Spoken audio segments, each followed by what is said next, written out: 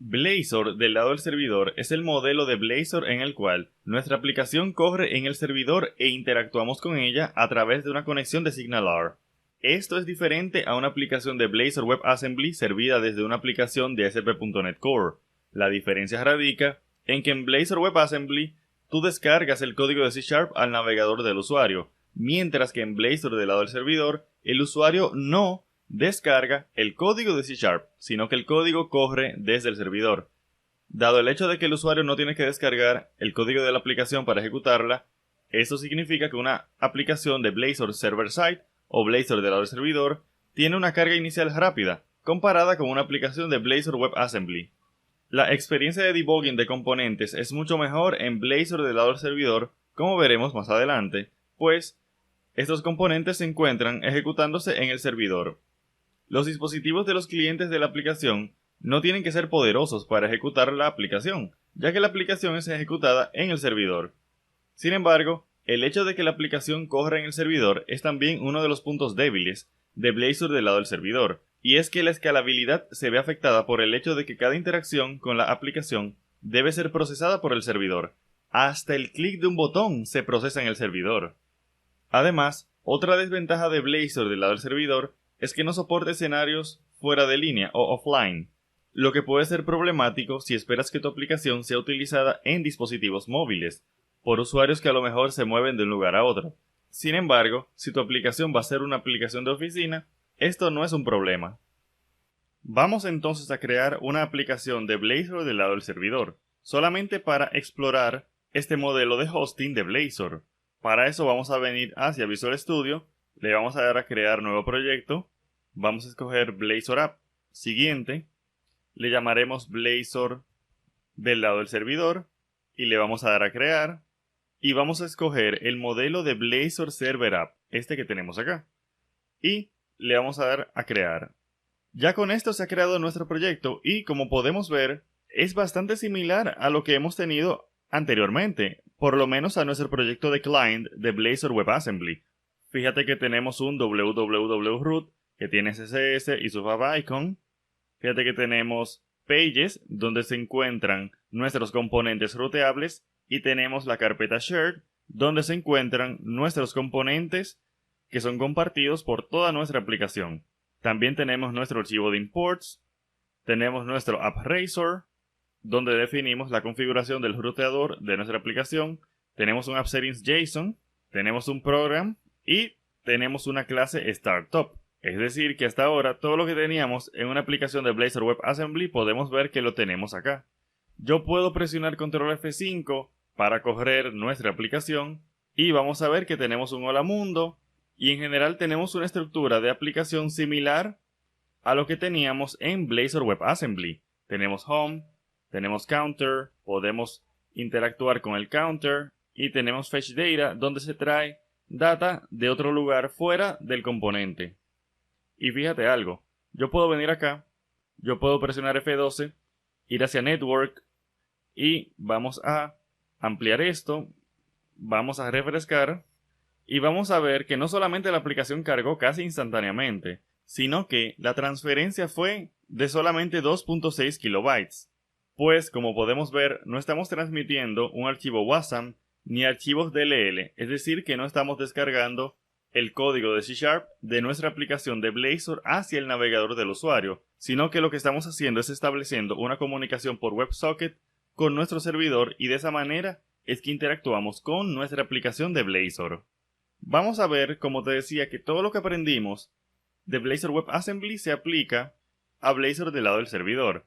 Por ejemplo, tenemos nuestros componentes. Aquí tenemos index, aquí tenemos la directiva page, aquí tenemos nuestro HTML, tenemos también nuestro componente de counter, tenemos de nuevo nuestro HTML, nuestras variables, nuestro onClick, nuestros métodos, nuestra directiva code en general.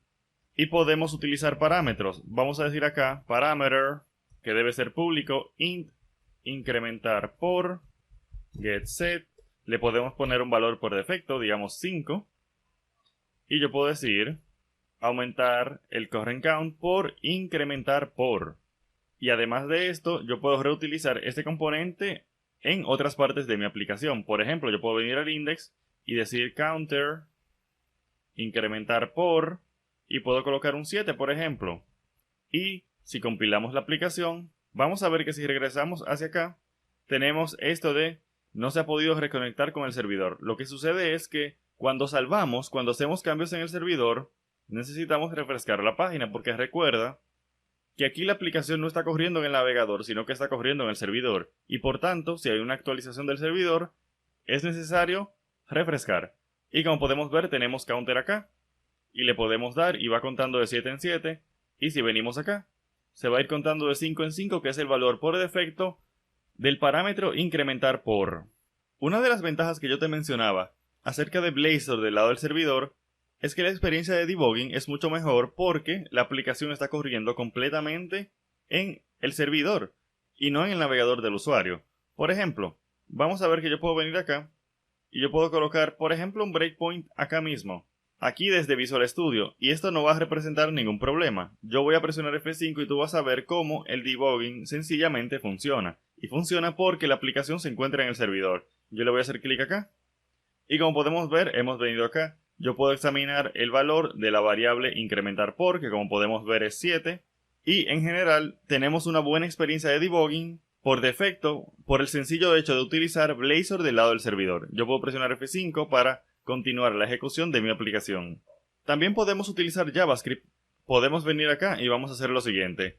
Podemos venir al index, yo puedo decir directiva code y vamos a ver que también tenemos nuestros métodos de ciclo de vida de un componente. Por ejemplo, yo puedo decir protected, override, y fíjate que me salen onAfterRender, onInitialize, onParameterSet y shouldRender.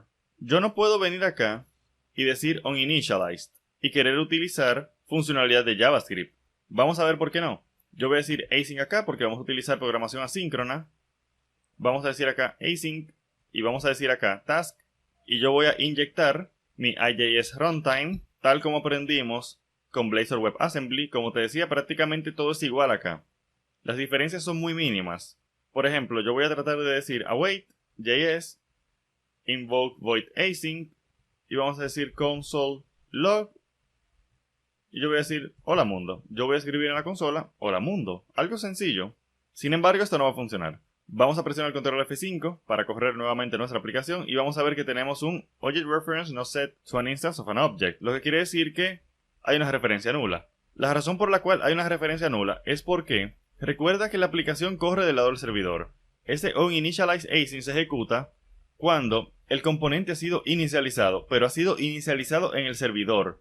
Todavía no tenemos una conexión con el navegador del usuario durante esta etapa del ciclo de vida de un componente. Entonces lo que tenemos que hacer en este caso es utilizar otro método de ciclo de vida del componente. Por ejemplo, onAfterRender. Ya cuando llegamos a onAfterRender, quiere decir que se ha renderizado el componente. Vamos a decir entonces protected, override, onAfterRender async. Y yo voy a decir async por acá y task por allá. Y yo voy a copiar esta misma línea de código y la voy a colocar acá. Y yo voy a comentar eso para que no tengamos ningún error. Y ahora yo voy a presionar nuevamente control F5 y vamos a ver que mi aplicación ha cargado correctamente. Y si yo presiono F12 y voy a la consola, tenemos un hola mundo acá. Así que, como podemos ver, un cuidado que tenemos que tener es saber cuándo utilizar las funciones de JavaScript. Y las podemos utilizar siempre que ya tengamos una conexión con el navegador del usuario. Esto no ocurre en el onInitialize, sino que tendríamos que esperar mínimo hasta el onAfterRender. Sin embargo, tú puedes ejecutar una función de JavaScript al momento de que el usuario, por ejemplo, clique un botón. Ya que si el usuario ha cliqueado un botón, eso quiere decir que ya tenemos una conexión con el navegador del usuario. Hablando de errores, vamos a ver qué ocurre si yo provoco un error en una parte de mi aplicación. Vamos a venir a counter y yo voy a decir, por ejemplo, throw new not implemented exception. Esto no ha sido implementado. Esto va a arrojar un error. Vamos a ver cómo se nos muestra este error en Blazor del lado del servidor. Vamos a venir acá, vamos a refrescar, vamos a hacer clic acá y podemos ver que tenemos aquí en la consola un error que dice que ha ocurrido un error en el circuito actual. Cuando se habla de circuito se refiere a la conexión existente entre tu usuario y tu servidor a través de SignalR. Así que el circuito ha sido terminado, pero no dice nada del error, pero nos da una pista. Nos dice que tenemos que utilizar Circuit Options Detail Errors para poder tener un detalle del error. Vamos a hacer esto. Vamos a venir acá y vamos a configurar para que nos salgan los errores en la consola. Esto puede ser útil en tiempo de desarrollo. Vamos a venir hacia nuestra clase Startup.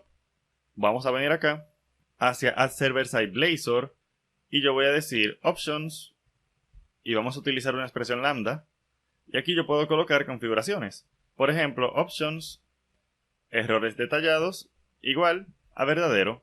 Y ya con esto yo puedo compilar mi aplicación, yo puedo regresar hacia Google Chrome, yo puedo refrescar la página y yo puedo hacer clic acá. Y vamos a ver que ahora tenemos un error más detallado, que nos dice Not Implemented Exception, esta no ha sido implementado. Y nos dice que el error ha ocurrido en Increment Count, que se encuentra en Counter Razor en la línea 16. Y si venimos acá, vamos a Counter Razor y en la línea 16 tenemos efectivamente la fuente del error. Así que como podemos ver, gran parte, quizás más del 90% de lo aprendido de Blazor WebAssembly es aplicable en Blazor del lado del servidor. Nuestra siguiente tarea es migrar nuestra aplicación de Blazor Películas hacia Blazor del lado del servidor.